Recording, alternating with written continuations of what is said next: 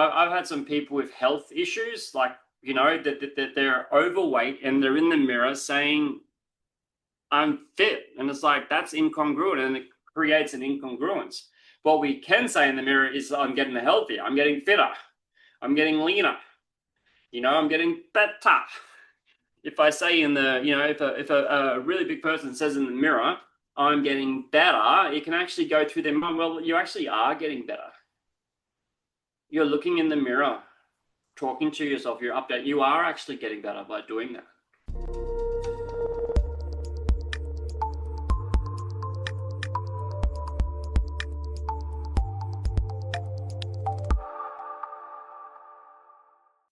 Hi there, welcome to the replay of our after hours discussions with professional coaches. Your exclusive complimentary Sunday session for all of our community around the world, where coaching minds unite with our people to create real world results. I am Adrian Cahill, your host and founder of the Motivate community, and more recently, Monday Morning Motivation. As a global trainer in NLP, neuro-linguistic programming, coaching, and hypnosis, this weekly gathering brings some of my colleagues from trainings, my fellow students and coaches all together in one place where we can discuss, share, help change the world by delivering free, quality information that's here to help you transform.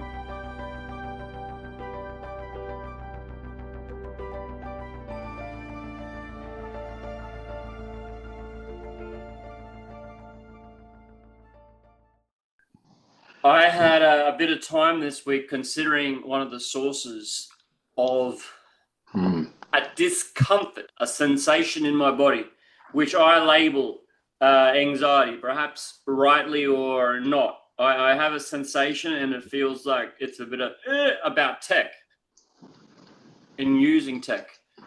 So this week when I used tech, I tried something a bit different. I tried approaching my tech a bit different. I tried getting in and making a bit of a PowerPoint for this session, but doing it in a more relaxed and calm session, which was some of my takeaways from last week. So last week, Darko shared very openly about anxiety, methods, regulations, some of the things where it is and what it isn't. And he also guided people through a very good process. And I know some people went down into a deep trance into his session. Yes. So I just want to remind you that that was a completely free hour and a half of his time sharing to help people with anxiety. So it's absolutely wonderful to have people like Darko come in and just give that from his heart. And perhaps we'll have Ben again sometime doing a breath work. We've had Jay and Harold here, both sharing from their heart with just the pure intention to share life with people. Adrian, if I'll add a bit, after Darko's session last week, I was much more sensitive to the feeling, not of anxiety so much, because I tend to think of that as being a fairly real tense, but to the discomfort with the situation that I was trying to make a decision on.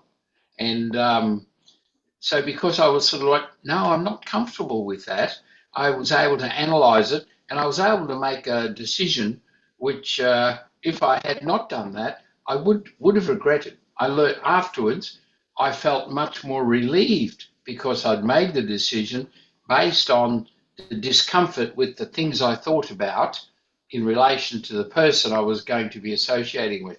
So it actually, made a little bit more sensitivity to that feeling of discomfort and recognizing it in the body. So it was very good, really was. Thank you.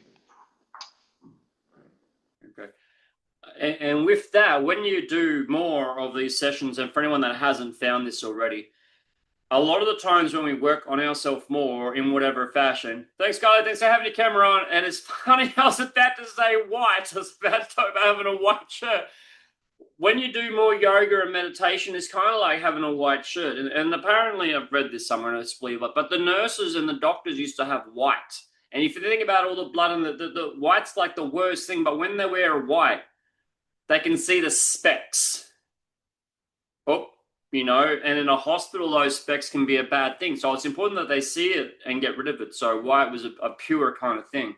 And some of my family pointed out that I was being really sensitive about some stuff. I think it might have been some of the diet, or maybe I didn't want to have a sugar cake inside of a sugar bomb inside of another sugar. But they're like, you're becoming more sensitive. And I'm like, yeah, I am becoming more sensitive. And that's okay. And that's okay. And I would rather be a bit more sensitive. Let's see, Ben's got a big one on too. I'd rather be a bit more sensitive, because if I get a spot of someone else's shit, or someone else has labeled something that I have as anxiety when it's not anxiety, or someone's labeled something kind of against me, and it's like a spot, it's a bit easier. Yeah. So part of the effects of some of the work is being more sensitive. I know, I kind of take that as a blessing, because every now and then the universe kind of gives me a sign saying to slow down. And then a big motto Ben really kind of rolled into me was sometimes when we go slow, you know, it's like slow is smooth and smooth is fast. And a lot of our Western world, it's like this go, go, go, go, go. And when we're going nonstop, we get red spots, brown spots, floods, all kinds of things. And we often say, I don't have the time to do the washing, or I don't have time to look after myself. So we go along with messy, messy shirts. It's not bad being white. It's not bad changing and doing the work and getting more sensitive. And the more we do, the more we tap in, the more we go slow, the more we're actually likely to start looking at what's actually more important for us. And today, what's more important for one of us might be different to what's important for Ben or Kylie. We're going to have different things that's more important. Something, Adrian, from my past back when I was a young guy, just starting off in my working life, I was told something by a man who was watching me work and the way I attacked and did things. And he said to me at that young age, he said, young guy, or whatever, young man, he said, you need to know something. Less haste equals more speed. And that, I think, encapsulates the way of going about something. You know, if you attack, pull at a gate, you make mistakes, so I've actually applied that quite a lot through my life. So when we talk about business, even the same. So, yeah. Maybe there's ants on the table and we spend so much time getting rid of the ants, we don't realize that on the underside of the table are a couple of big swabs of candy where all the ants keep coming back. So when we slow down and actually have a deeper look and look under the bonnet, perhaps we'll find where some of the old gum and the residue hasn't been cleaned for us. So let me remember, I have a little tiny slide. I'll skip. I've got some experience apparently. I do experience, qualified. And someone asked me this morning about Motivate Shanghai, Motivate Community, how it started. Just if you look in the top left picture there, that's our little first Motivate Shanghai house. And Ray on the far left, he comes into our sessions maybe once every 4 weeks. So that was about 14, 15 years ago in Shanghai. And then the picture below is 2020 Shanghai. No, 2020 Bali, one of our first big NLP trainings, and we had trainers there from all around the world. I feel a bit blessed because I come from kind of a background, military, and you might say low emotional intelligence, and I don't think I came from a very smart family or anything, but I actually learned, and I learned EQ stuff, I learned purpose stuff, I learned philosophy stuff, I learned religion stuff, and then I started making my own definitions and making my own sense. And I got invited to share in some places, and I got a lot more satisfaction sharing from the heart than sharing for money. So I was very lucky to pursue coaching and NLP and all this as more of a passion business. I didn't have to make a full-time salary out of it. There were times when I did, but now full-time coaching business isn't practical for me. Now, Ben here does breath work. Kylie does yoga. We've got a couple of people that do life coaching. We've got men's work coaching. We all do this for different reasons. And we all have our little business, our coaching, or our side hustle. And maybe our side hustle, our business is, I think we're all in similar kind of boats here. I'm not too sure about Stella. Stella's probably moving there, where we may have a business, a coaching, a yoga, and something else we do, and we may have a job. We may be full-time in our business, but either way, today's session, we're focused on us, our life, and how we relate to our business, how we relate as being a yoga teacher, as a breathwork teacher, as a coach. And perhaps in 2026, or maybe in 2027, these answers are going to be very different from when you started your career or last year even. So maybe we've got to update some of our map. And I don't know where your map needs updating. But today we're going to go through a series of exercises or a series of questions so that wherever any possible misalignments are, we should be able to find roughly where they are. So today's session will go through the business that we have, our passion business or our coaching and our personal life, and see if we can get these things supporting each other more. If we're in a job and coaching and yoga is becoming too hard and it falls away, well, maybe it doesn't have to fall away. Maybe we've got to find a new way to integrate it. Some of us here might be in completely new jobs or careers in 12 months, maybe in 6 months. And some of the questions we go through today will help you become more aware of wherever the gray areas are. Up to you to find your own answers. Cool? For those that don't do a lot of workshops, I follow a format method, a format basic teacher training method, format. Firstly, we're starting with why. So that's why we're here. We're here because we're heart-led coaches. What we're doing today is going to go through a series of questions on the neurological levels. We're going to go through our purpose, our values, our identity, our behavior. We're going to go through a bunch of questions here to help us find more alignment. See, so that's the why, it's the what, and the how is us getting into our actual workshop. And at the end of the workshop, we'll have our final part, the what if, where we'll go into future questions. So I always like to start our workshops with a good why, frame some of the what, then we'll start to crack in it. So now we all know why we're here. We know what we're covering. Now we're going to get in and do the covering, and we know at the end there's going to be a good opportunity to answer all the questions. And it's nice to know this in advance, because sometimes you go through a workshop and there isn't time at the end. Our workshop, rather than waiting till the very end, I would prefer you shoot your questions while you go. But we've got 7 different areas to get through. 6 or 7, depending how you look at these neurological levels. So we're going to try to get through all this. We're going to ask a bunch of questions at the purpose level. What's my purpose? What's the business purpose? And we'll go through these 6 or 7 different levels, asking some questions. I want this to be real. And when the questions come up, actually think about it. Maybe write out the question. Maybe write out the answer. I can give you a worksheet afterwards, but when you first hear and see these questions, some of you might like to do a more logical answer. Some of you may like to feel and get more of an intuitive answer. If you can't get an answer, maybe write that question down, and tomorrow or next week, reflect on all the questions you don't have answers for. 2 different ways to approach. I know these answers are true and I'll make them stronger. Make our strengths stronger. And the other typical way is, well, we'll find our weakness and the chain breaks at the weakest link. So wherever the weakest, the darkest, the hardest to answer questions, for me, they're the best ones to write down and spend the next morning going over with coffee. Or maybe even the next week going over the questions. Yeah.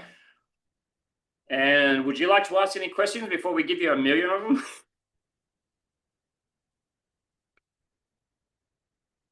All right. So let's see if we can start at the top. And I'm not going to read these out. Can everyone, Frank and Lucille, can you see the questions on the slide? Or would anyone want me to read them?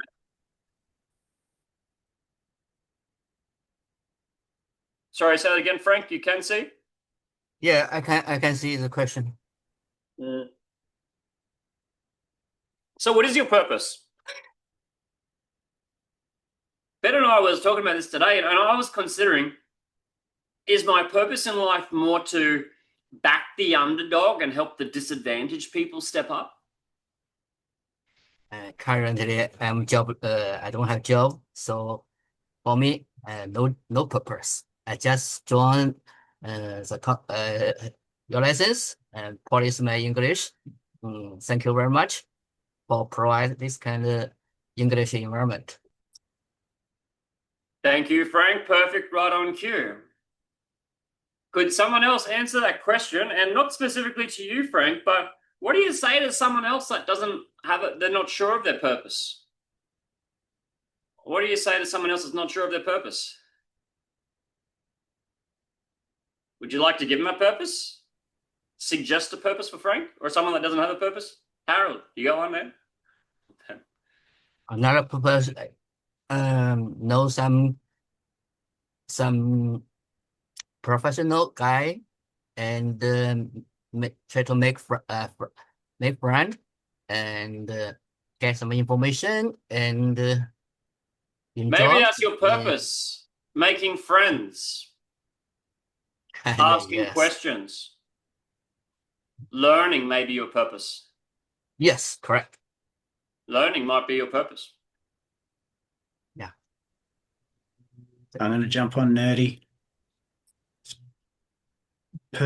Towards position. So probably feeling balanced wherever the hell I am, whatever I'm doing. Great. Can you say that again? Purpose. Per like part thereof or position. What is my position? Yeah. Yeah, just being comfortable under whatever circumstance.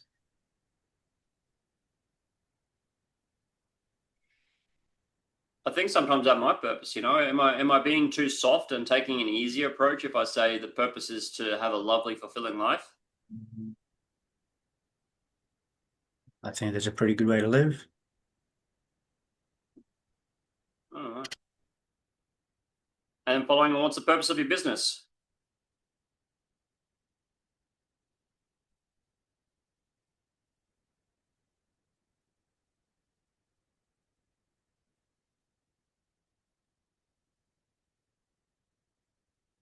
And I actually think that my business started because I was learning. My purpose was I was in a learning phase. So my business existed at the start for learning.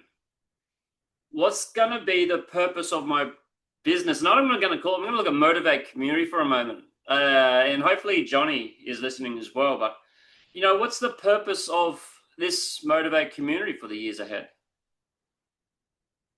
Is it still going to be for us to learn, or am I going to turn the purpose into monetization? Well, I think the purpose of our Motivate community will stay to be a platform for people to develop some skills, to present, to grow, to share, to connect under the guidance of a left and right of arc, under the guidance of don't get too far though, within these kind of borderlines. And then my purpose in Motivate community is to provide this left and right of arc. So-and-so's from more of a heart space, welcome to come in as a speaker. So-and-so wants to make a lot of money from the community, no, stay out.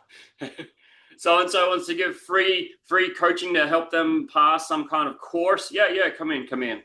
Someone wants to kind of teach coaches how to make 6 figures, but they're actually broke, get the fuck out.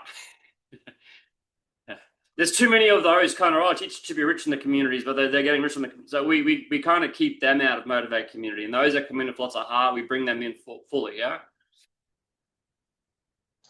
So, Adrian, just something there with that. The thought, the clarity came to me. I'm starting a new business this week, actually, and the purpose of that business is so I can live my life purpose. So most people, the purpose of a business is actually survival and living. That's my judgment on that, and what the world's about, money, survival. And the reason I thought about this new business, which looks like a pretty good opportunity, is because I need some way to pay the rent. So it pushed me. So that then allows me to do the coaching and do the men's group work and do the other things and keep the roof over my head, which is, I suppose, the lower level on the hierarchy of needs. So the purpose of business, I think, is something that's quite a question that needs to be looked at as to why we bother doing all that. And without having the purpose behind it, I don't think there's much satisfaction in it. Now, guys, while Jay and I are sharing, do feel free to go on and read the other questions in there. If any of those questions you want to focus on, or if any of those questions you want to ask a bit more of, or if any of those questions are particularly hard to you. And one of the reasons I did this workshop, Jay, was because you and I were talking like 2 weeks ago. And I was like, Jay, just wait. We're going to answer these questions together in a couple of weeks. And that's interesting what you said about the business is kind of under you, giving you more. And sometimes a business could be survival. Motivate Community for me isn't about survival at all. But some of our coaches, it has been about survival, and that they have gone hard, and a couple of our guys, have become really successful coaches. Jay, congratulations, man. That sounds like pretty good alignment.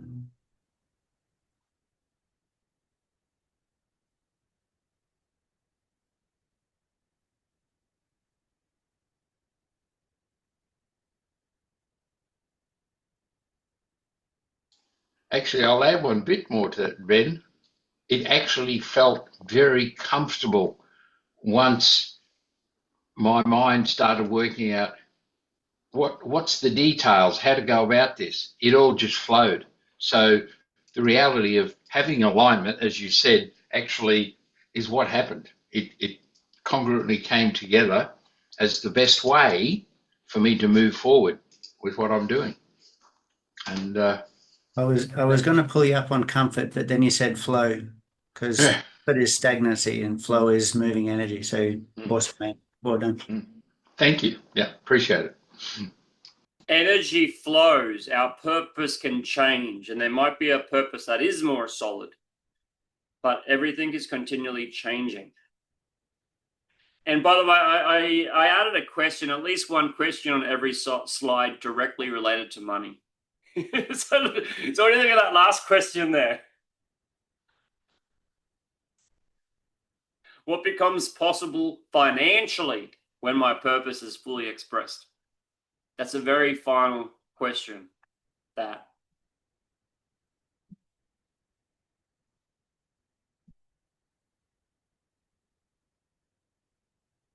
one thing you mentioned, Jay, was about a business for survival. Nothing wrong with that.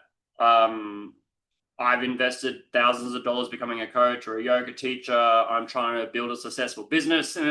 I'm not achieving the financial ends yet, or maybe I'm not achieving it. Maybe I can't, whatever my belief is.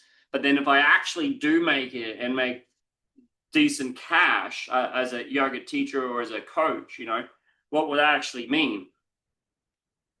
Well, actually, now I'm making it financially and I'm making lots of money. I'm going to go on lots of holidays and live by the beach.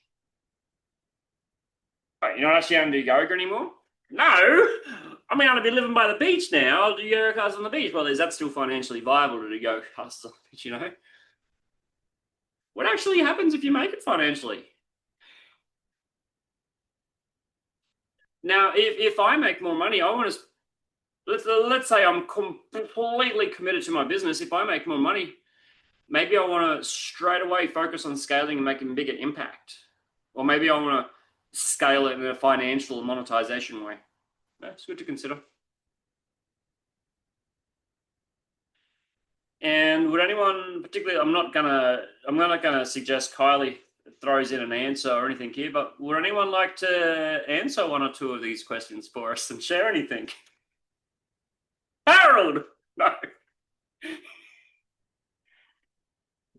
Yeah, why not? Yeah.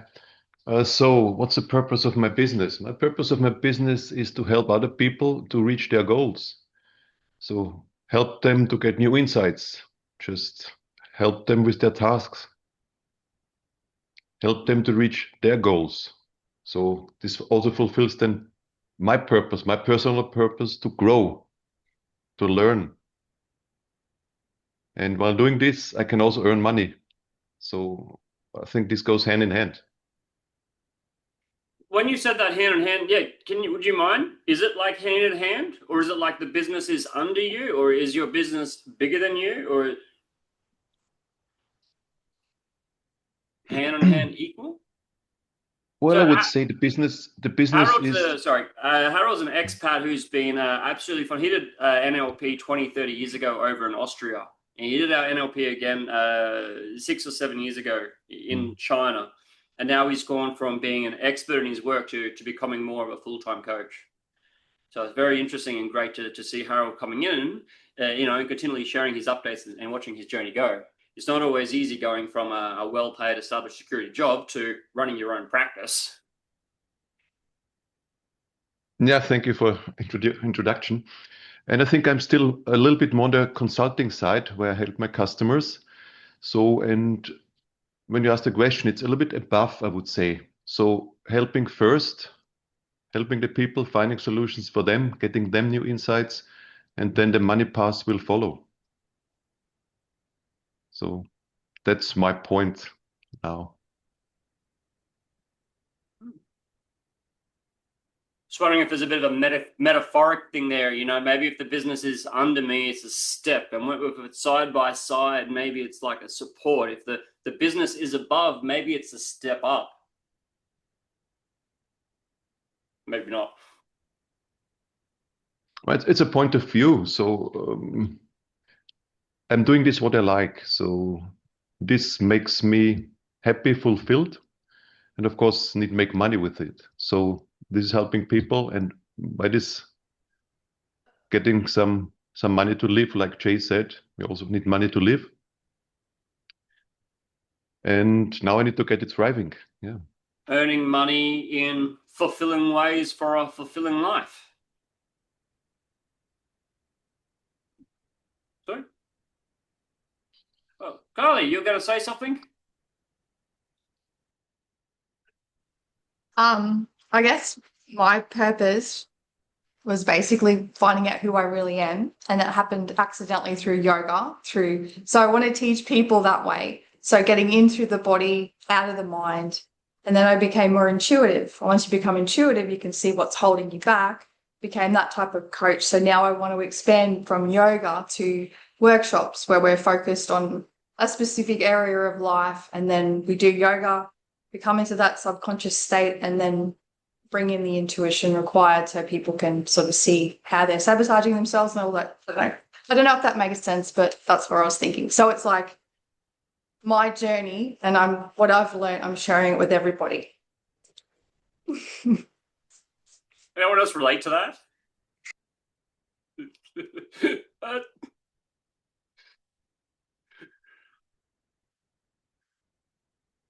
Only differences, right? But that's yeah. I found myself. I wanted to share it. I said that to someone this morning. Yeah, I was doing this meditation thing X years ago, and I'm like, this is excellent. Everyone should be doing this. Hey, everyone, try meditating. Sorry, we're too busy watching football. Yeah.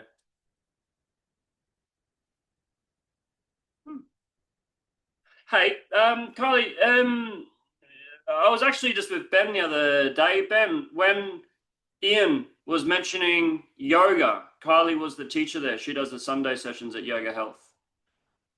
Probably going to jump in there next Sunday or the Sunday after. So if I'm late here, I'm with her session. And you were having 20, 30 people in your class. So not all the time, but, you know, like they're massive numbers to have in a class on a Sunday afternoon. That says something. That's awesome. Yeah. When and what do you guys do if you lose your purpose? Or do you ever have moments where you start to stop and question your purpose? So I think Ben and I call each other. Oh, dude!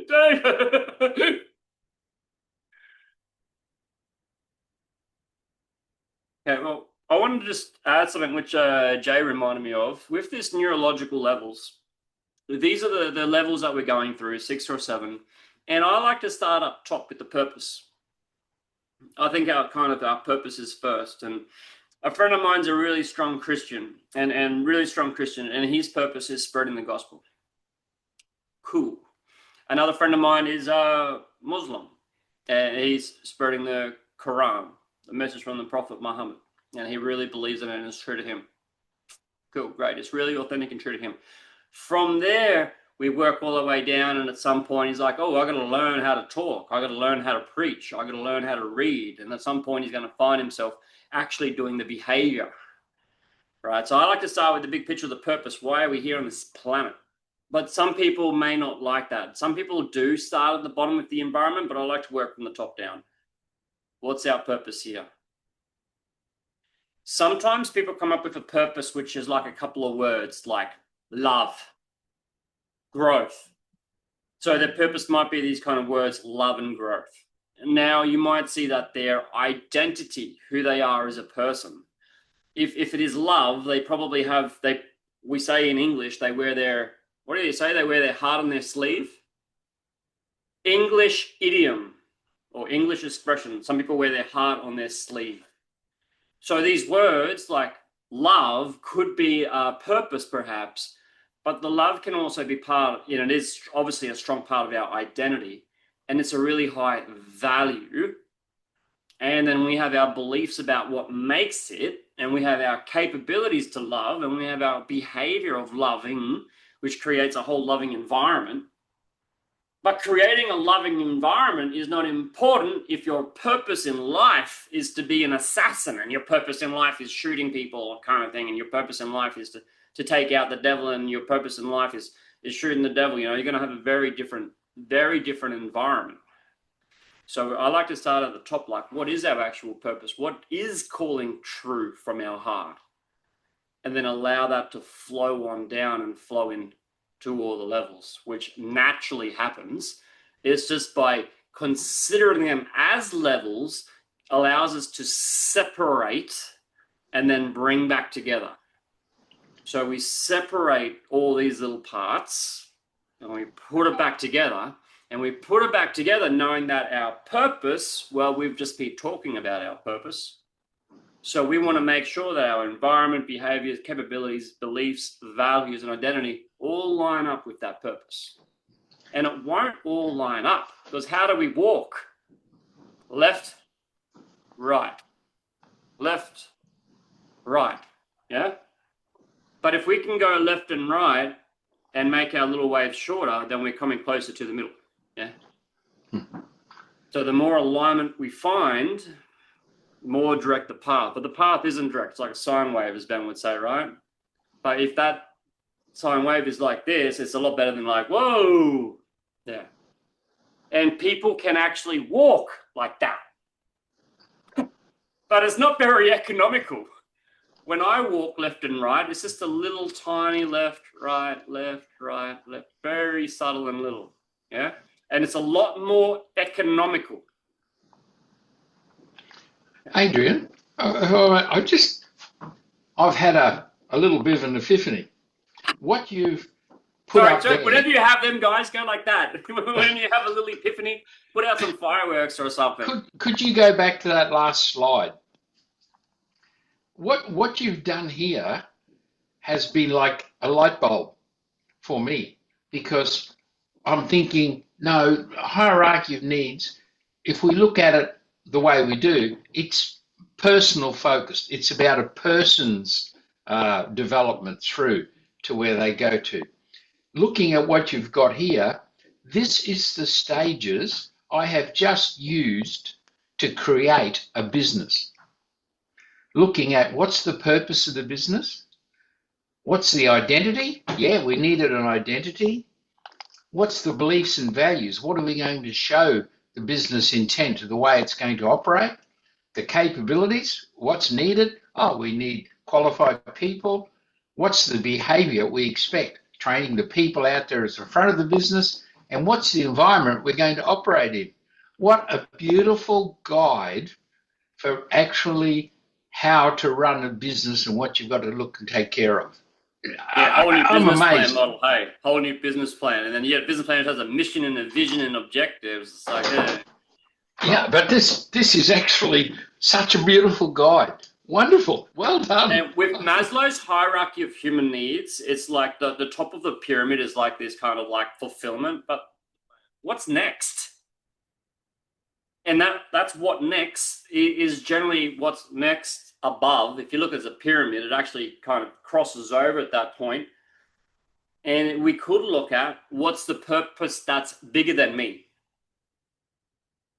I don't go into that much, but what's the purpose bigger than me? What part do I play in this role? What role do I play in this bigger world? I think when you reach fulfillment, anything else that comes in is my cup overfloweth, and that's what you give.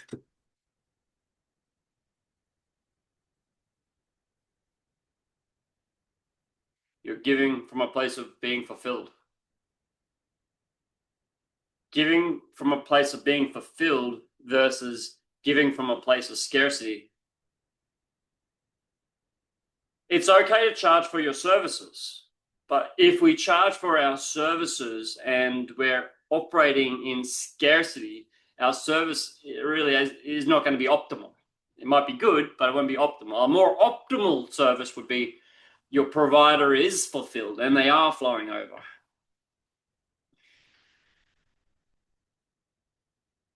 Yeah. A nice point.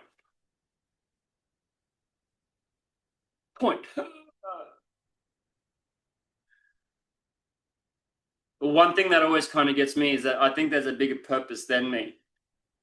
If I was the top of my Maslow, then maybe I would just go to Disneyland, backed up by a couple of nights in some crazy nightclubs in Ukraine or something, backed up by a Hollywood trip or something, and it would just be fun. And no, that wouldn't be right. If I just enjoyed my life, to me, that wouldn't be right. If I just enjoyed my life, my purpose is bigger than me. It includes family, friends, community. And I fit in that bigger picture. And I don't know how and where, but when I find myself fitting in that bigger community, I feel a hell of a lot better. Sometimes I get lost and I don't have a community. And when people do feel lost, that's why it's nice to be able to have a purpose to fall back on, like love, growth, learning. Okay, I've lost my purpose right now, but grow, love. Okay, stuff it. I'm just going to sit here and love myself, or I'm going to sit and I'm growing.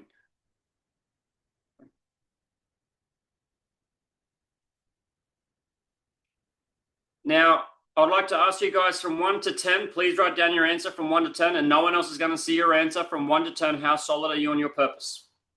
How solid are you on your purpose? Just write down a number. It doesn't matter. How solid are you on your purpose? Just curious. I'm going to do it too.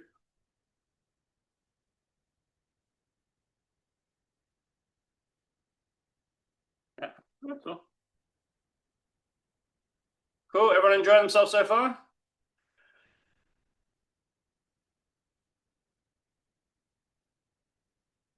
By the way, if I made a ton more money, not much would change in my life either. Might own the house next door instead of no.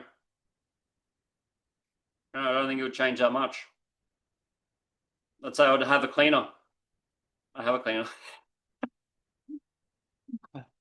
I have a cleaner in June. In May, June, July, I have a cleaner. It's wonderful. Life doesn't get any better. Went to my bathroom, it was sparkling.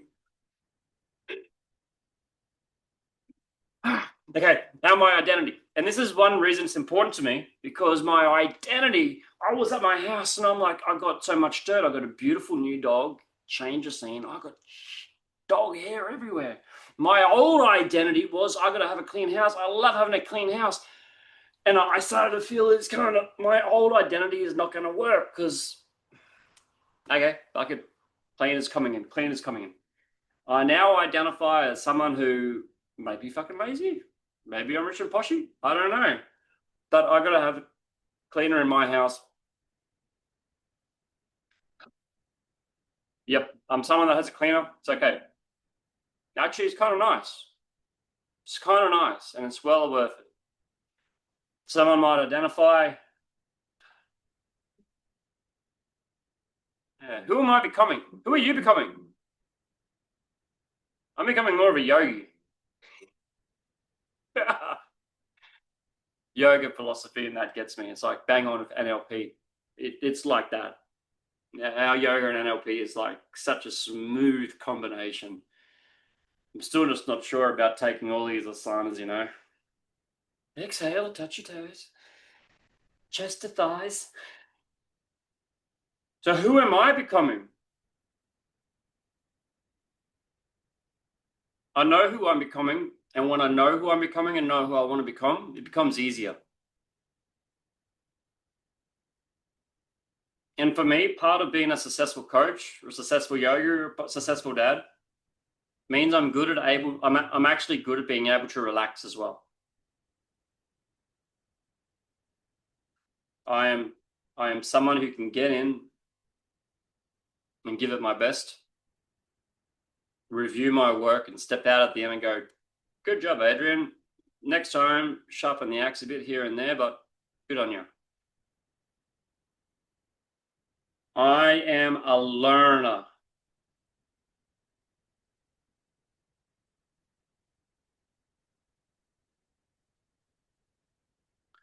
Who am I when I'm teaching or coaching or performing at my best? A lot of the times as coaches and yogis, there may only be a couple of hours a day or a few hours a week when we're actually doing our magic, and the rest of the work might be lead up to it. For me, I don't like doing coaching business. I like to do the one-to-one. That created a little bit of a conflict for me. I didn't fit in with the identity of a six-figure coach because a lot of that identity was like in red Porsches and stuff. I'd rather donate 100K before I buy a Porsche. Who are you growing into? And if you consider the identity that you're growing into, what do you have to leave behind? I left behind alcohol. I still have a drink, but I left behind the guy that does a beer bong at a party. Okay, I exaggerate. Had a beer bong last week. No, I did not. No, I did not. But I did have a funeral a couple of weeks ago and I had a couple of drinks. I think I had 2. I was like, fuck, that's done. That's done. I had 1 or 2 up. When I came back inside and I said, how do I want that to affect my life? How do I want my identity to change? Or what do I want to grow into so that I can continue to grow and let the old or the bad stuff go? Maybe it's sugar. Maybe it's ego. Maybe it's anger at someone that did the wrong thing by you. Maybe it's old stories.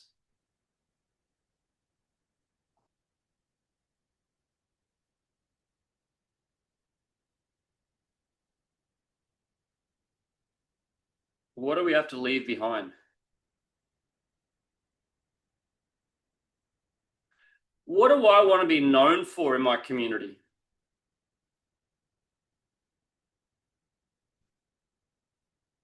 That was a particularly important one for me, considering how do I want to be in the community? Do I want to be in my community as a coach? Do I want to be in my community more as a trainer? Do I just want to be in my community as a consumer? Jay steps into his community as someone that leads men's work and helps men, find their purpose and get realignment. It's a beautiful way to give to his community. Actually, Jay, I can't see you having a great life without sharing somehow. I've got an answer to that question. It's quite blunt. What do I want to be known for in my community? I don't give a shit what I'm known for. I'm just doing it. That's the honest truth. Someone who puts doing it before appearance or judging. Yeah, there's some out there that have an opinion totally so far away from the reality of what I'm doing that I found out. I'm going, how can they even think that way? But they do. And you know what? So what now? Who cares? Tony Robbins, biggest coach in the world. Half the world think he's a dickhead. No matter how good we are, there's always going to be some SHIT, settled thought about us, perhaps. So I like that, Jay. You put other people's thoughts, well, maybe it is a little bit important to you, but it's like it's such a low priority thing for you that all your other work is so much higher. So I still care what other people think. It's just on a low scale where all this other stuff is more important. Yeah. Every now and then my daughter tells me, like, Dad, calm it down a little bit. Stop speaking so loud in front of, you're going to trigger the fat, you're going to trigger people. Keep it down, Dad. Okay. I'll tone it down a little for my little daughter. Okay. But I want to be known in the community as someone that doesn't tolerate some BS and someone that stands up for people. And I've got some teenagers that come to my house sometimes because the police are annoying them or someone's harassing them out there. So they come to my place. It's like a little safety spot. Like, yep, this is a safe house. My house is like a safe house. I've even thought, what kind of fucking safe house logos or signs can I have up so people know that's a safe house? That's where you can go charge up your phone if you end up, or you end up screwed or something. That's where you can go. I like that idea. But then I also have to consider, what if some people came and they weren't so good and my kids were around? So we actually got to think a bit deeper about that community aspect and think about that and how that plays out in the coming years. And that may actually be really good for us. As Ben was saying this morning, like the ability to connect with people, interpersonal skills. And we may not have AI, but our interpersonal skills will perhaps be extremely needed in our communities.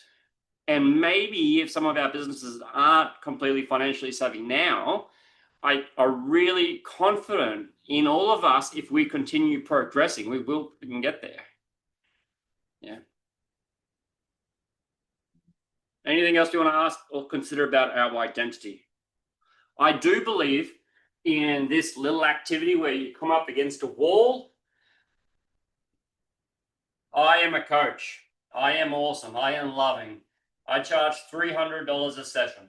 Here we go. I charge $10,000 a session. I can't really say that. I can't say I charge $10,000 a session. I can't. It's not true. $300 a session. Yeah, I can say that fine. $500 a session. Yep, I can say that fine. $10,000 a session. Can't really say that. So you can do this as an activity, speaking it out loud or in front of the mirror, speaking it. Affirmations are great here. After we figure out our purpose, our identity, then we step back and we can do some of these exercises. Yeah.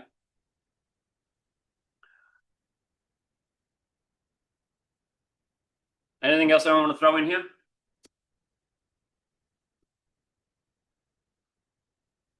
Okay. Something just triggered. Interesting part of that. What do I think I am seen as in the community came to my mind. And you said, what do I want to be known for?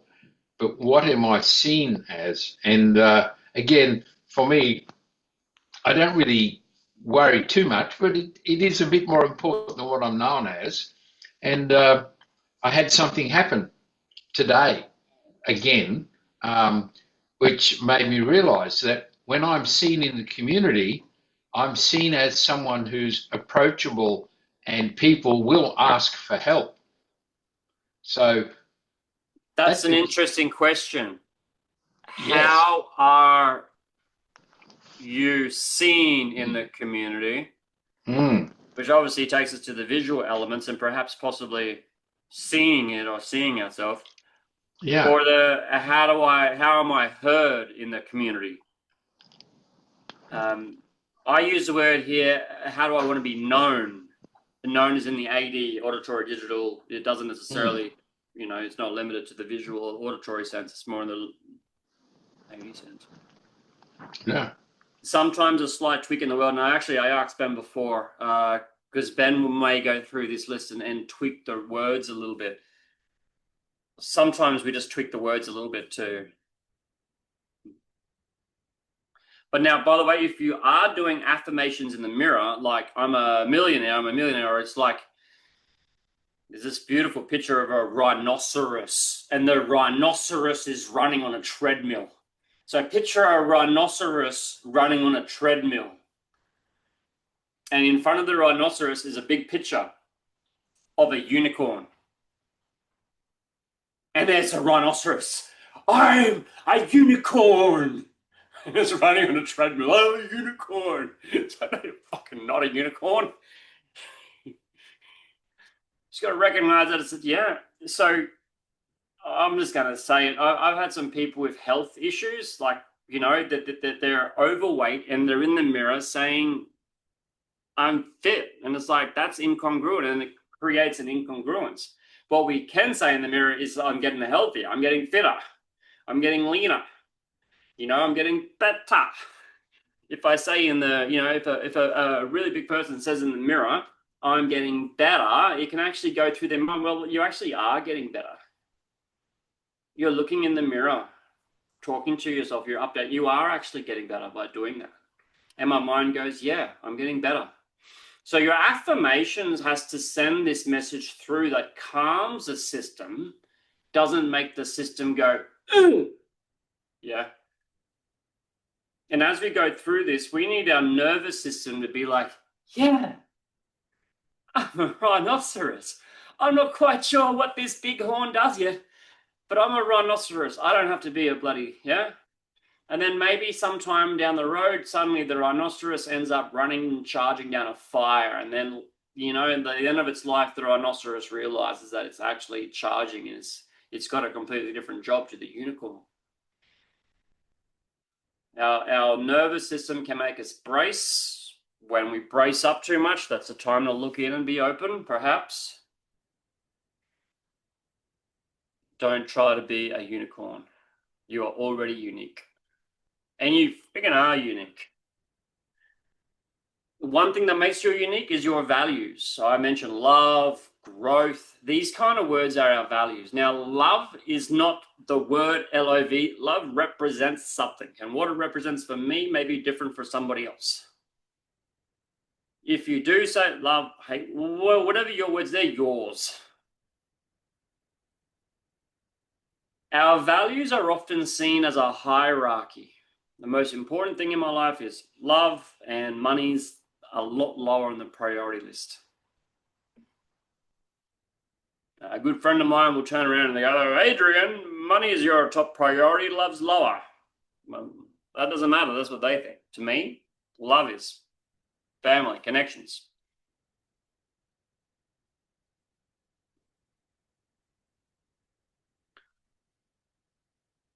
Money, by the way, isn't a value.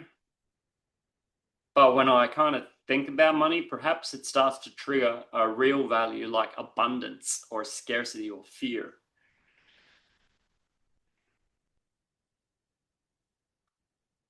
And I'll probably, you might contradict what I just said, but I do value money. I do value wealth. I certainly do. I really value money. It allows me to have more control over my time. It allows me to give more freely. I just said to a company the other day, I think I said I work for free. Yeah. I will have multi-millionaire clients that'll pay big bucks, and then I'll give away time for free for an old lady on the street. But I can't help that old lady on the street if I'm financially strapped. So I like having wealth and money as a high value because it allows me to do a lot of the other stuff. And I cleaned up a ton of baggage around money. I think I'm pretty good with my financial beliefs. The only ones I've had recently are like, do I really want to go and make freaking tons of it for some reason? It's like, no, I want to make bigger impact. Health, I value my health. But imagine if there is a bit of a hierarchy. I put my health around first. For those that haven't done the training, we do some advanced training and we look at our values as a hierarchy, and we actually do this kind of testing on them. Like, what's more important, love or money? Love, okay. What's more important, energy or money? Energy, okay. So we end up with a list of 1, 2, 3. And generally that means is that the first priority comes first and then the second and the third. There's a lot more to this, and just doing a values alignment, we can spend a day just aligning our values. Now, we put them as a hierarchy, and businesses can put them as a hierarchy as well. Our business stands for this, that, the other. Yeah. In real life, it's more of a hierarchy. And this word hierarchy, I can't freaking find in dictionaries, but it's real, I swear. I've looked for it a few times and I've tried to figure out. We call it a hierarchy, and I really like that. It means it's kind of like a hierarchy, but they actually interplay with each other. But it's really useful to have that list. And actually, I mentioned Tony Robbins before. It's a big thing they do at the Tony Robbins. They do like a whole day getting these values out. Now, when we look at our values, one of my top values was freedom. That's a reason I never made millions in business, because I like freedom. If I make millions as a stock trader, it's in a bank account. If I make millions in a traditional business, it takes a lot of my time, energy, effort, life. I didn't want that. Some people have dreams of being a big celebrity. But once you become that celebrity, maybe I become a celebrity, all my values are met. But now I'm a celebrity, means all these people are looking at me, and there goes my ability to just go into a coffee shop and have a coffee. See, Tom Cruise and these kind of people, they can't just go to a coffee shop and have a coffee. They can't hang out like regular people. They can't. Yeah, so you might want to have a thought about what my values are. And if I'm successful, or if I'm more successful, what'll change? Yeah.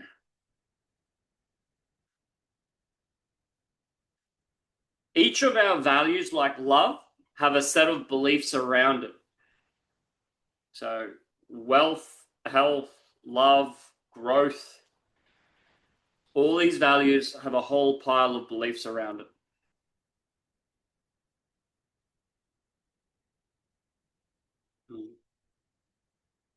I'm going to duck back up on there. So now on our little thingy, we had purpose first. And I asked you guys from 1 to 10 to score your purpose.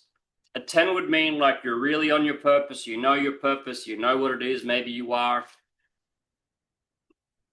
Then I'd like, if you could, give yourself a score again from 1 to 10 with your identity. And then 1 to 10 with values. So maybe you're like an 8 or a 6, or if you're not too sure, maybe your purpose score is like a 2 or a 3. I don't know. Maybe your identity score is a bit higher.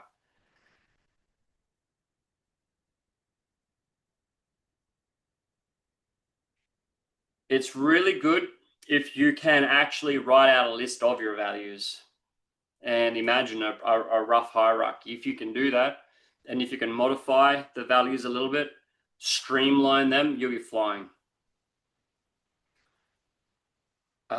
Maybe 6, 7 times now I've spent substantial period of time actually going through and changing my values.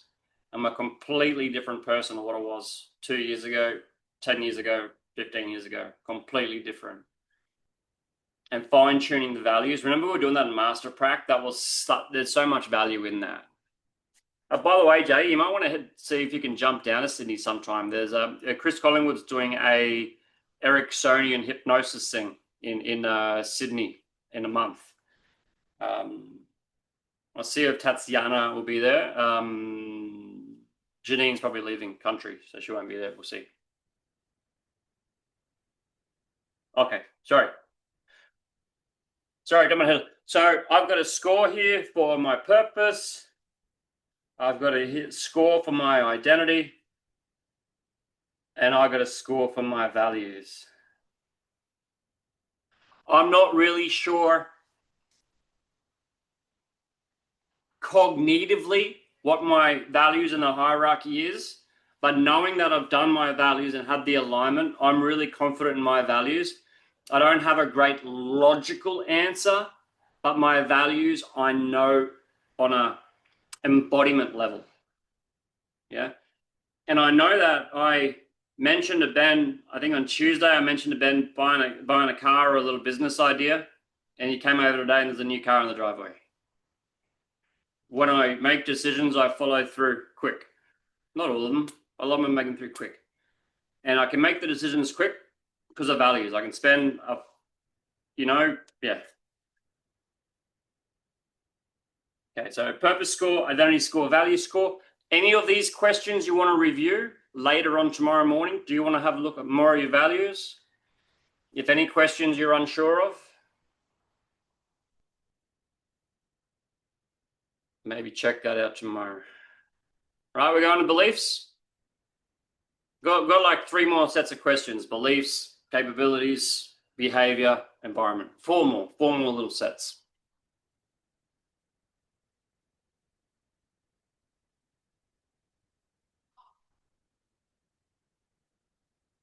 What do you believe?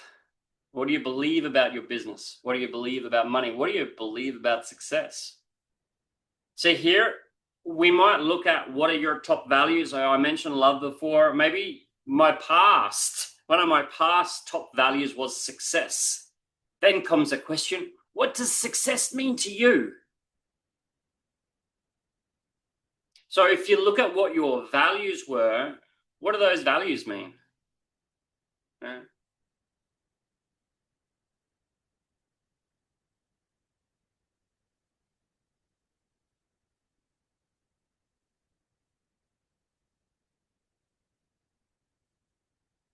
I have a bit of a belief in my mind about coaching, and the belief I have at the moment is quite different to the beliefs I had 5, 6 years ago.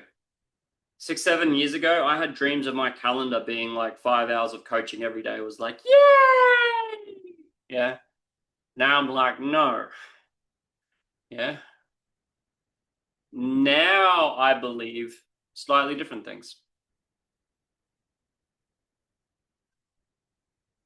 I really like I think it's a third question here. What belief limits your growth? For those of you that are finding this easy or a bit more advanced, consider that question deeper.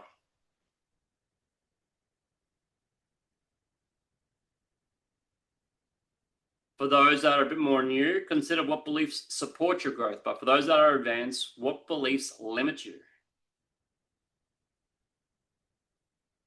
As you get older, you might lose your memory a little bit. Bullshit. Sorry.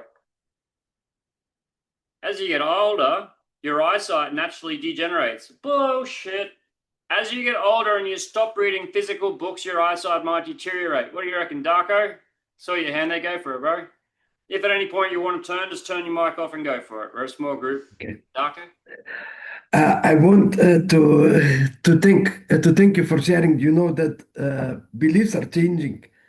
What you share previously, you thought to give 5 hours of coaching, it was a great something you want, but now your belief is changed. So this is very important to understand that beliefs can change through the time. And as we get older, beliefs are changing. Thank you for this point. Otherwise, I found out belief which is limiting myself. So thank you for this also.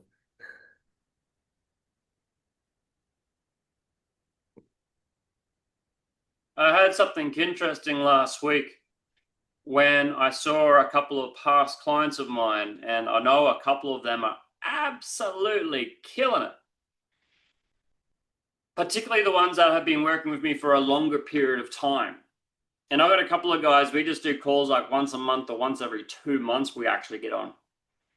And that's because their life is on a much higher level. And the other week I spoke with a couple of our graduates that weren't, and there are a couple of our grads that were struggling, and it caused big conflict in me. And I had to consider, like, what are my beliefs with regards to my customers and community. To see some of my students doing so well and some students struggling really had me going, oh, yeah.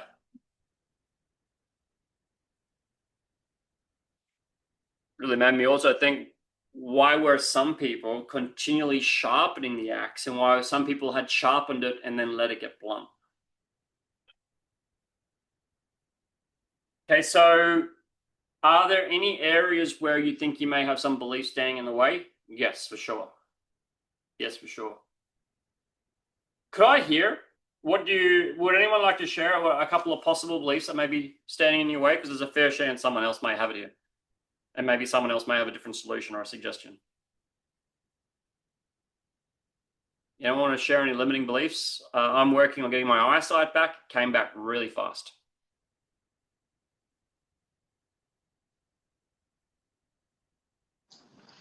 I'll share one, Adrian, since no one else has stepped up. I'm grappling with a belief that my age is going to be a limiting factor within this new business.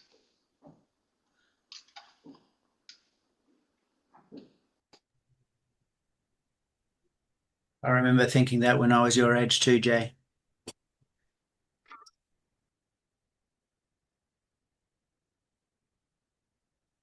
Oh, that's beautiful, Ben. It really is. Question came out. I don't have an answer, but even if I did, I don't want to give direct resistance or opposition to the belief. I might like to have a laughing response. That's great. I don't want to have a slap myself, hit myself response. I'm not letting it stop me though, but I recognize that belief is there as a limitation. And we hold that belief, and we can relax our nervous system, relax and actually hold that belief. It's okay to have that belief now or before. It was okay to have that belief. It is okay to have that belief. I don't always have that belief. Sometimes I don't have that belief.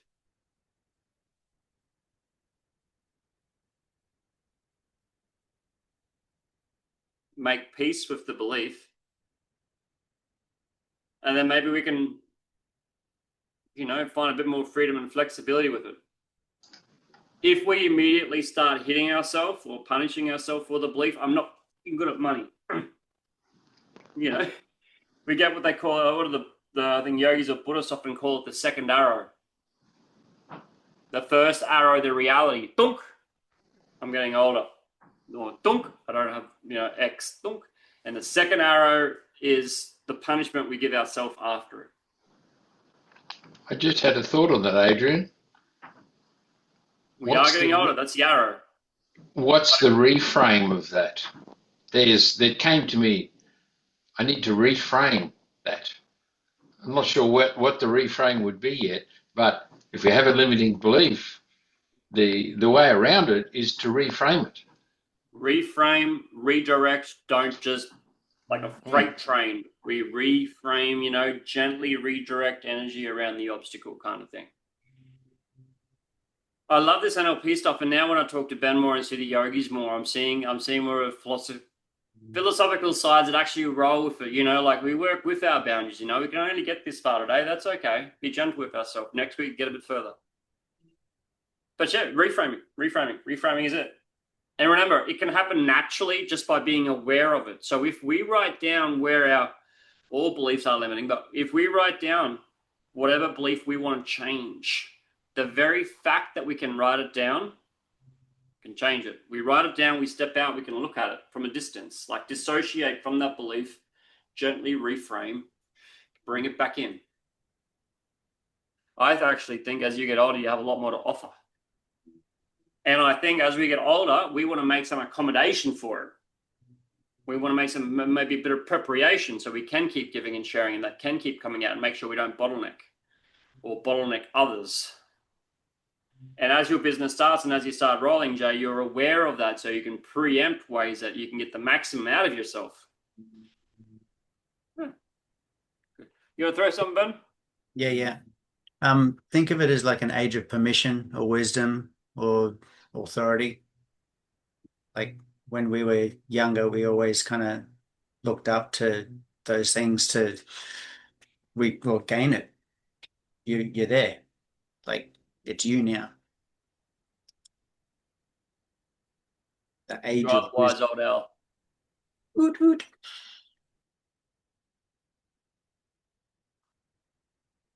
Okay, so beliefs. Yeah, give yourself a score from 1 to 10. 10 being all your beliefs are awesome. Unlikely. Unless God's in the house. Of course he is. He's everywhere. He's all around us. So give yourself a score for your beliefs. You're not going to share it with anyone. And do you want to, in the next days ahead, do you want to look at your financial beliefs, your love beliefs, your relationship beliefs, your beliefs on yourself, your beliefs about age, your beliefs about family, your beliefs about your position in the family, your beliefs about your business, your beliefs about your product? Your product, you got to have a lot of love and faith in your products. The best way to sell your products genuinely, authentically is as Kylie. She loved the yoga. She went to teach it. So I hope we have our belief very high in the quality of product that we give. We want that to be high. And obviously we want to know and completely know that we can deliver. For those that are already doing coaching and training, we would know that we can help our clients get amazing results. But ultimately, a belief we might want to have is that we can do the best we can, but we might want to have the belief that the work goes through us rather than by us. So we might want to work at some beliefs to pull our ego out more. We might want to work on some beliefs to pump up the value of the business. Cool. And then we're ready for the next one. Because the next one is, how do we actually make some of that happen? Well, we need to have the capabilities for it as well. Fortunately, we have the capability to install new beliefs.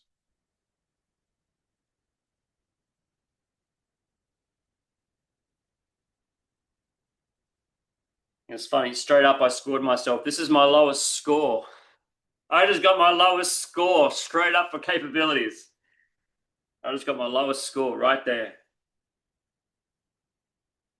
Yay! I got my lowest score right here. I often get excited when I find mistakes in my work or mistakes in my philosophy, or someone shows me that I'm wrong somewhere. I freaking love that.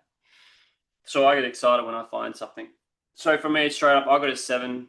I got a lower score here than all the other ones were higher. This is my lowest score, 7, because I struggle with some of the capabilities. I'm not able to do some of this. I typically throw coaching and yoga out like this. You got the work, you got the business. You got your magic, your coaching, your yoga, you got the business side of the house and the marketing side. I don't like that marketing stuff. That's where I need to do a bit more work. I need to increase my capability, some of the tech. And then I also want to increase a bit more of my capabilities as a person, not necessarily as a coach, but able to go from a coach to the next step. So I've got to do a bit more work here. For my purpose to come out, I've got to increase my capabilities. I think all coaches and yogis for the first 10 years for the first 10 years, I think we're going through processes of increasing our capabilities. Maybe it's a never-ending process.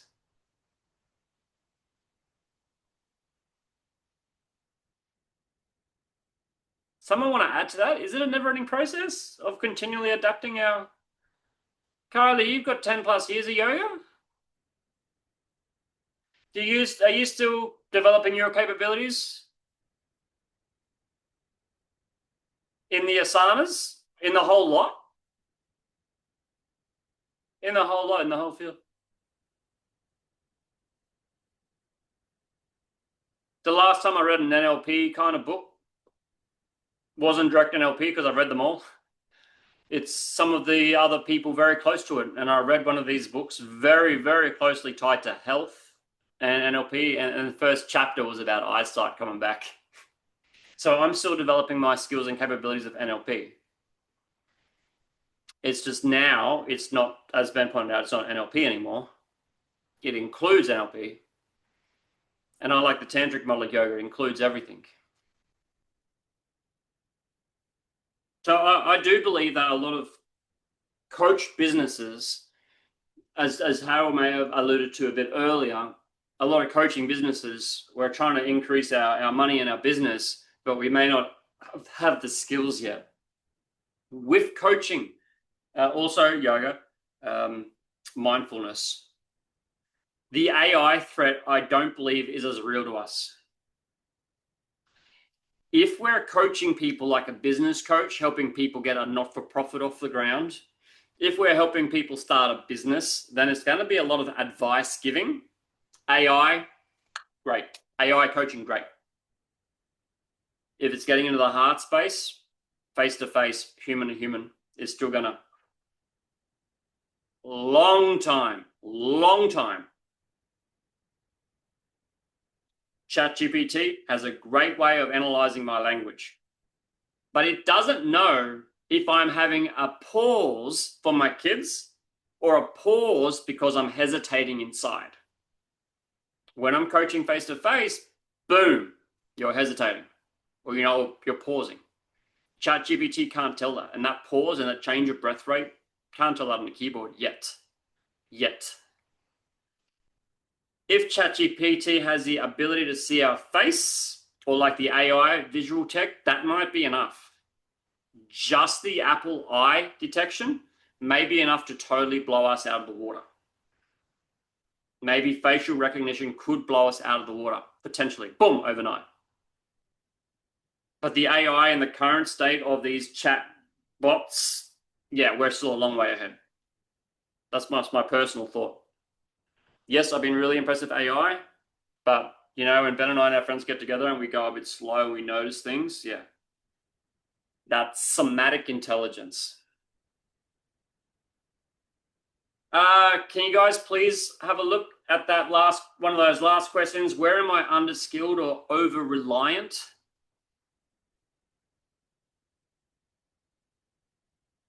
Sometimes we might actually be over-reliant on labels or processes or frameworks.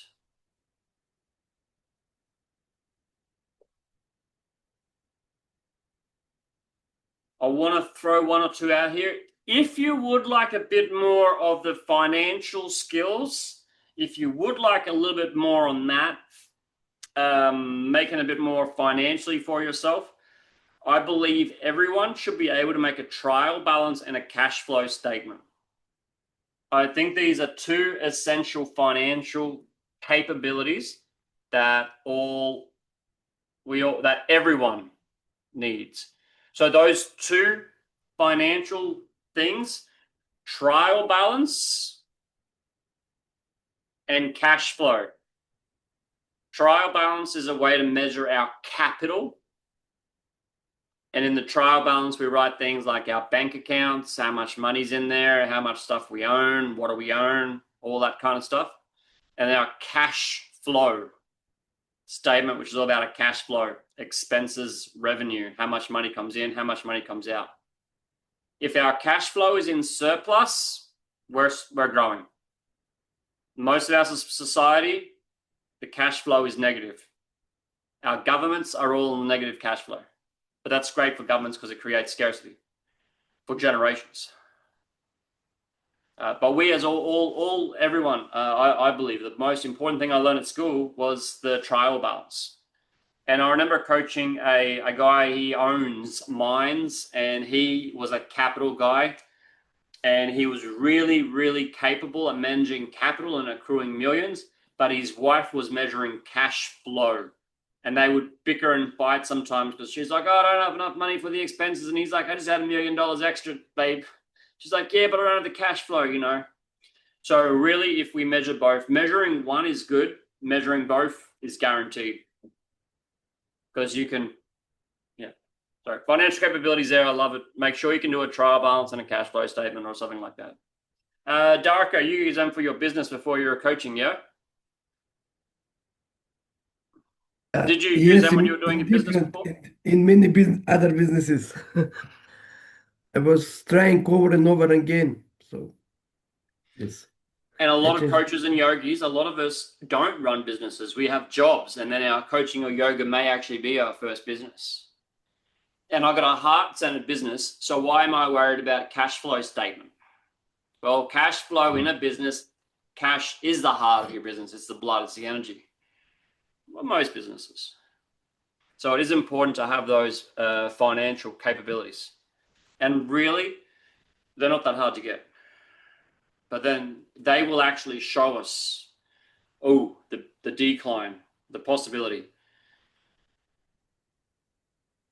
If our financial position isn't getting better each year, but our skills are increasing a lot, maybe it'll even up over a greater period of time. But I do believe, and I would like to see that our personal overall position does go up as we give more. And then as our cash flow goes up, well, that'll increase our capability. So, and I've said this for all our coaches over and over again, you got great value out of our training, great. Invest in more. Go see the greats. Go take a 2-week trip doing yoga or NLP in Sydney or something, yeah? Because now your business can make money, you can actually learn more, and then you can give more. Now, of course, the photographs of you going to a training on your social media or the people you meet at the trainings, when you're actually investing in your training or going regularly, like Kylie, he was just down in Melbourne the other week. You had a great trip? Oh, no, it wasn't a week. It's like a month now. But isn't it so freaking fantastic being able to jump on a plane and fly somewhere for your passion? Yeah. Okay, I'm just going to shoot a bit faster. There's just 3 more. Now, behaviors, what you're actually doing. Can you consider what you're actually doing in your business? And share Kylie for a moment. So I just mentioned her yoga trip. What's she actually doing? Well, she's actually investing in her work and flying down to Melbourne, and then she's up running classes. So what is she regularly doing? Yoga. And what's she actually doing in real life? I can tell you, she's almost every morning like enjoying life on the beach. She's being authentic, and her behavior is supporting her body and being healthy. I don't see her walking down the beach on the phone, energy draining. I think that's me. I'm going to write that one down. Sorry, but that's one particular behavior I really got to ditch. I think I spend an hour a day on Facebook.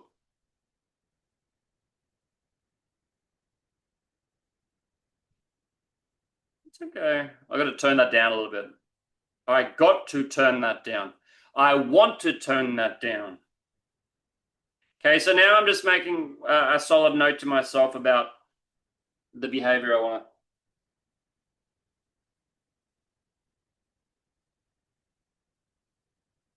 I think I mentioned this to Jay. I haven't turned Netflix or any. I think I've had 1 or 2 hours of pleasure TV in the last 2 weeks. Hasn't been any urge for it.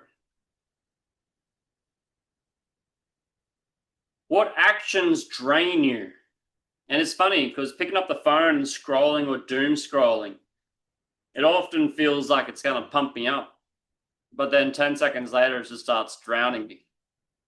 Maybe 10 seconds of social media is all we need, and no. What habits support your nervous system? Going down the beach, walking, meditating. Maybe we want to do a bit more of this. And I also like this separation. I like sometimes calling it my body or my nervous system.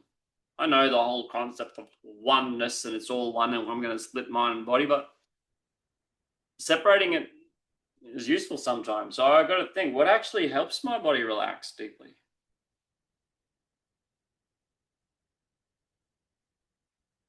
What habits sabotage your progress? Okay, so again, give yourself a score from 1 to 10 with your behavior. Perhaps write a couple of behaviors down if you like. And then we shoot to our last slide for the night. Environment.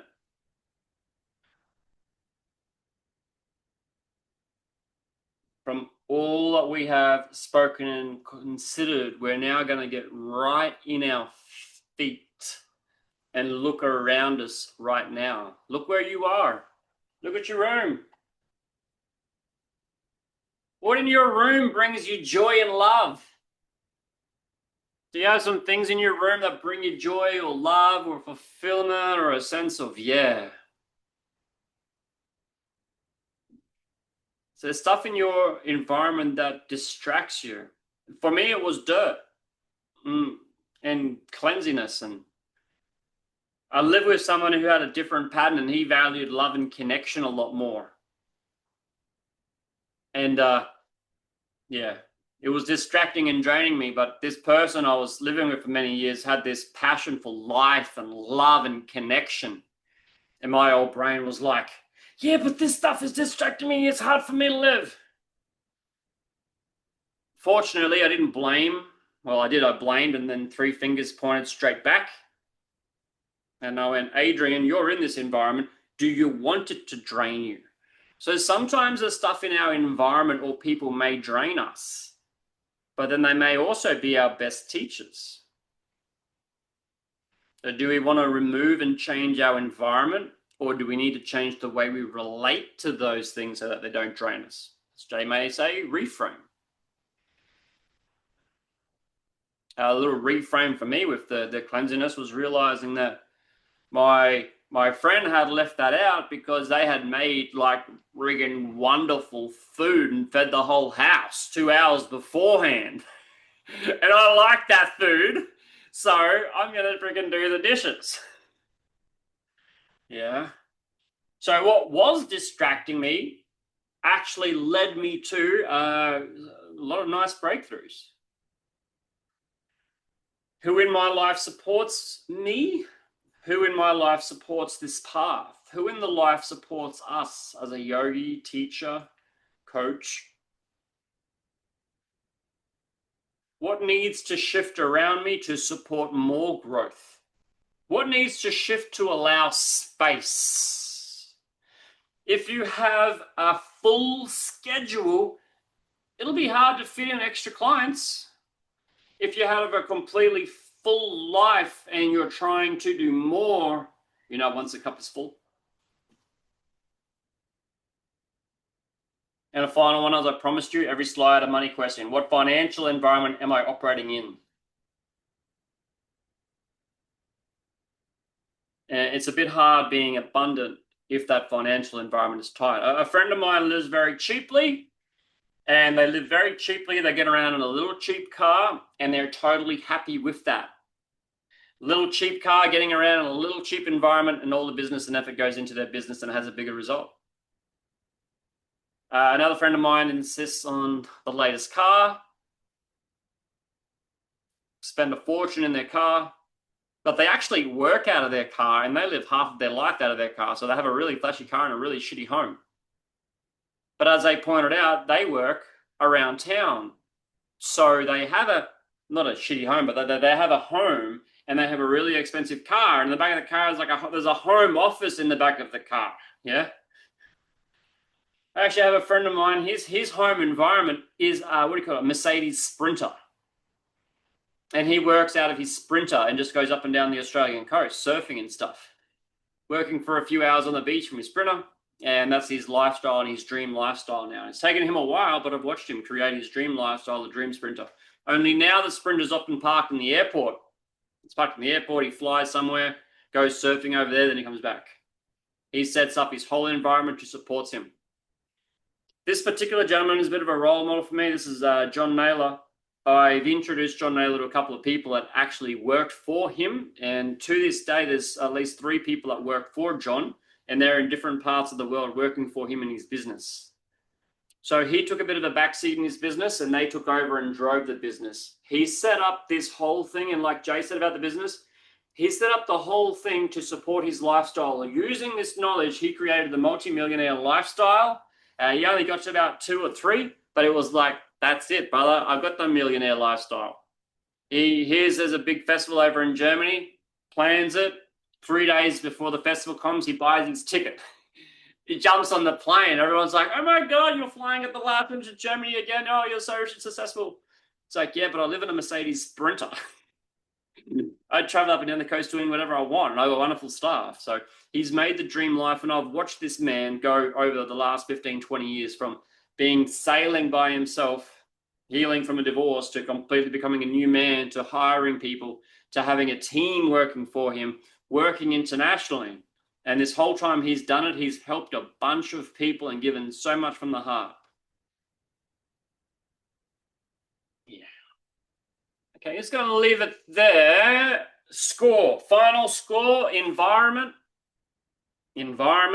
and 1 or 2 things you might want to change or improve if your environment.